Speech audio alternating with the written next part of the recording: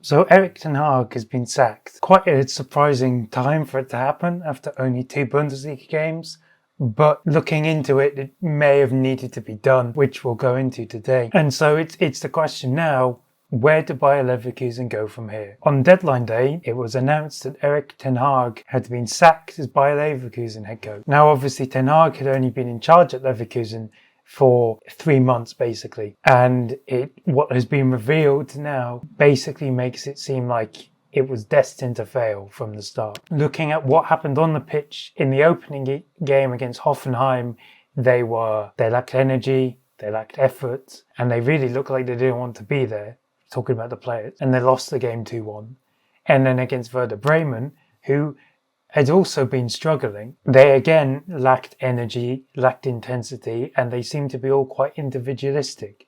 And he'd even gone as far as just not listening to the penalty order that was set. And so it was basically doomed from there. I obviously would have gave ten Hag the benefit of the doubt when it came to the fact that players such as Loic Badie and Malik Tillman were still being integrated.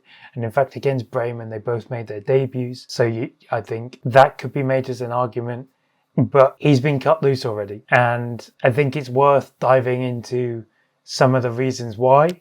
So Bild have reported that it is within Leverkusen, it's thought that ten Hag may be the worst Leverkusen coach ever, which is pretty impressive. And and they basically said it was waiting for, like, Leverkusen and like Simon Rolfs and Fernando Caro were waiting for the opportunity to sack ten Hag. One example they give plenty of examples, which we'll get to, but one example they give is the fact that Xabi Alonso, who is obviously now head coach of Real Madrid, was aware of the transfer of Lucas Vazquez before ten Hag was. So obviously Vazquez was coming from Real Madrid, so he naturally would have asked Alonso, what's Leverkusen like as a club and a place, whatever. And it also didn't help that Alonso had been involved with the planning meetings within the club for the past 3 years. And so he was aware of every step. Whereas ten Hag he wasn't as intimately involved with the planning as Alonso was, and he was constantly making demands in the public.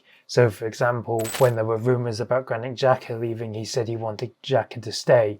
But internally, like, it was said that if a good enough offer arrives that's a win-win for us all, then it'll be sold. Obviously, Xhaka ended up being sold to Sunderland. And so it was said that there was no really any common ground. It was said as well that Simon Rolfs, he was the person that hired ten Hag, was obviously his main supporter, whereas Caro had a lot more doubts. Not only was ten Hag didn't have a good relationship with the people above him, he didn't have a good relationship with the people below him.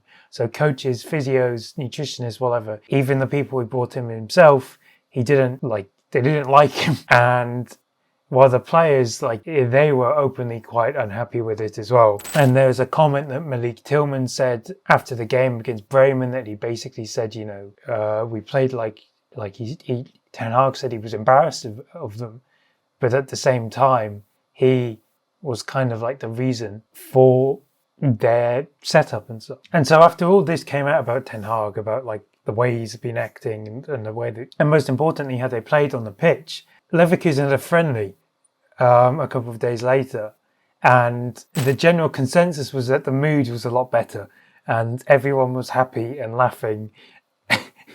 And yeah, it's as if you had been freed from a totalitarian dictatorship and they were all happy and laughing and that they were now free. Which is a further nail in the coffin for ten Hag. I mean, his reputation was already in the bin after Manchester United, despite winning some stuff. So this Leverkusen job was meant to help him rebuild his reputation, but now it's just been completely obliterated, and he really needs to find a low-level job to help him rebuild his career from this point on, because getting sacked after 2 games is embarrassing. But it's also embarrassing for Leverkusen as well, because they put in all this work and to hire ten Hag and over the summer and all these new signings, and just to end it all. So now for Leverkusen, the question is, who do they hire to replace him? German teams obviously usually tend to like to hire people with experience in Germany, so whether that's playing or managing, and can speak German. I mean, we even saw that with Xabi Alonso, who played for Bayern Munich in the past. So Alonso has been the most out there appointment in the past few years, and it was Leverkusen who did it. So you would kind of hope that Leverkusen can be that one team to make this type of appointment again. Obviously, the German head coaches that are available, which is the key thing, because you're not going to be able to tempt a coach away from their club only a couple of games into the new season. So the German head coaches that are available are the likes of Marco Rose, Roger Schmidt, or German speaking, should I say, Danny Rühl, Lucien Favre. They're like the main ones who you would. There's Bo Svensson as well, Tim Walter. Those are like, apart from Tim Walter, those are like the main ones you would kind of expect Leverkusen could look to bring in. Are any of them good though? Is a completely different question. I mean, you look at Marco Rose, he failed at Dortmund, he kind of failed at Leipzig with a very talented squad. And so his only like major achievement in Germany has been finishing in the top four with Borussia Mönchengladbach. Lucien Favre has been without a job since he left Nice. Then Roger Schmidt has been out of a job since he left Benfica. Obviously, Schmidt has past experience with Leverkusen. Danny Rühl is unexperienced. He's only had one major job at Sheffield Wednesday. And then you have Bo Svensson, who has managed Mainz and Union Berlin. The other option is obviously to go with a foreign manager. Obviously, there's a bunch of Italian managers like Thiago Motta who are currently available. But the main one could be Ange Postecoglou.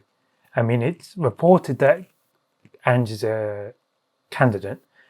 And I think his style of football will suit the Bundesliga. It's a lot easier in the Bundesliga to be chaotic and it not to blow up in your face as it does in the Premier League. I think his nature and demeanour will be helpful to help develop this Leverkusen team. Obviously, it's quite a young team and it will help develop them to potentially be sold further on. And there's obviously a high ceiling as well. If you're hiring Ange, that he could potentially turn you into a league-winning team again, which I imagine after what Leverkusen have experienced in the past couple of years, they will want to do. And obviously, Ange is also now a winner. Obviously, he won with Celtic. He also won the Europa League with Tottenham. And I think if Leverkusen want to be ambitious again, it should be him, because he can develop your players. He can help this team play attractive, nice football. He can develop the players, which is key for Leverkusen, and he can hopefully get the most out of this team, especially because it's, on paper, the players that Leverkusen currently have at their disposal are very good. So I think it will be interesting to see where Leverkusen go next. It's said that they want to hire a coach by next Tuesday. Whether that's possible is yet to be seen, but I think it will be interesting to see which direction they actually go in. Not only, as I said before, not only is it embarrassing for Ten Hag to be sacked so quickly, it's also embarrassing for Leverkusen to have had to sack their manager so quickly as well. So now you have to be 100% sure that this new candidate or this new manager or head coach is the type of head coach you want to be leading your team going forward.